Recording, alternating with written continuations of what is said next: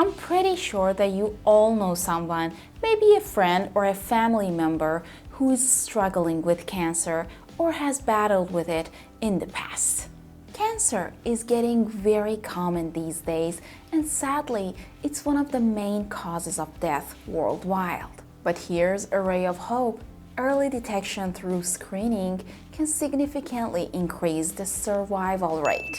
And it's been shown for some cancers that the survival rate can be up to 90% if you catch them early.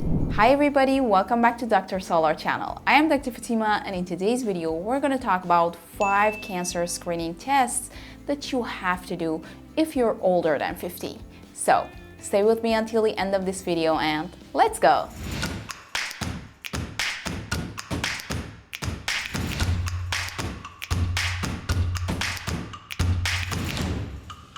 Now, the first cancer that we're going to talk about is colorectal cancer, which is the third most common cancer among both men and women in the US. Well, there are some symptoms which might indicate that among all other reasons, you might have colorectal cancer. These symptoms include changes in your bowel habits, blood in your stool, abdominal discomfort, and even an unexpected weight loss. But here's a thing that you might not know.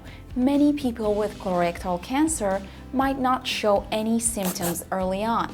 And that's the reason why screening is so critical. So if you're between ages of 50 to 75, screening is suggested even if you are totally healthy and have no symptoms. There are 2 common screening tests for colorectal cancer. The first one is fecal immunochemical test. This test checks if there is hidden blood in your stool, which can be an early sign of colorectal cancer. So it is a stool test mostly suggested to be done every year in people with low risk of colorectal cancer. Now the next screening method, which is a bit more invasive but more accurate, is colonoscopy. Now the nice thing about colonoscopy is that if anything abnormal is found during colonoscopy, it can be removed most of the time on the spot. But if your result for the fecal test comes positive, it means that you have to do further testing or maybe colonoscopy. You have to do colonoscopy every 10 years, but it might differ based on your physician's suggestion and your risk factors. Detecting colorectal cancer at early stages can significantly increase your survival rates, so make sure that you consider doing it. The next cancer that we're going to talk about is breast cancer.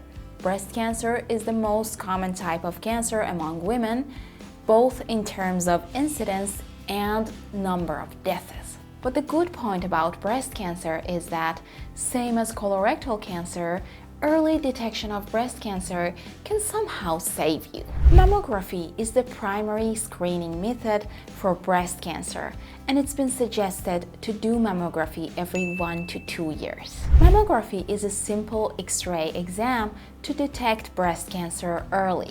It can spot tumors that are too small for you or your doctor to feel. The process is quick and straightforward, with only a brief moment of discomfort for most.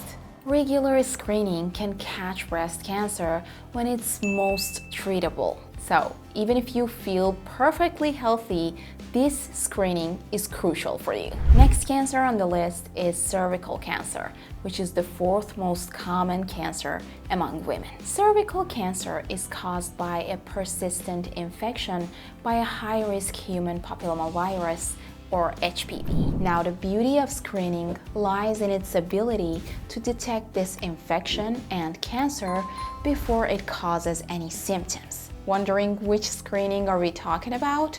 The Pap test, also known as cervical cytology. It is recommended for women aged 25 to start doing this test and continue it regularly till 65. In Pap test, a sample of the cells in your cervix is checked to see if there is any cancerous changes. Now there is this other test called HPV testing, which looks for the virus that can cause these cell changes. You can also do co-testing, which combines the Pap test with HPV testing. You might wonder, why is cervical screening so important even if you feel fine and you are vaccinated? Current vaccines protect against the most common high-risk HPV types such as HPV 16 and 18, which are responsible for a significant portion of cervical cancer cases. But they do not protect against all cancer-causing HPV types. So it's very important for you to do this screening because cervical cancer can be prevented if cell changes are detected and treated early. Now let's talk about the second most common cancer among men: prostate cancer. Screening for prostate cancer involves measuring prostate-specific antigen or PSA levels in your blood. And then based on your PSA results, further tests might be recommended to you. What's very important about the PSA screening test is that elevated PSA levels doesn't always indicate cancer, but it indicates the need for more evaluations. PSA test is generally recommended to be done every 2 years. Despite the high prevalence of prostate cancer, the good news is that early detection of prostate cancer can significantly improve the outcome. So make sure that you do this screening. And the last cancer that we are going to talk about today is lung cancer, which is a major health problem worldwide. Screening for lung cancer now includes adults aged 50 to 80 who currently smoke or have quit smoking in the past 15 years and have a 20-pack year smoking history. And what does 20-pack year means? It means that during the past 20 years of your life, you've been smoking 1 pack every day, or during the last 10 years of your life, you've been smoking 2 packs per day. Lung cancer often doesn't show any symptoms until it is very advanced. So your only chance for capturing it when it is treatable is through screening. Low-dose CT scans can spot lung cancer early and when it is most treatable. The studies showed that low-dose CT scan can reduce the risk of dying from lung cancer at least 20%.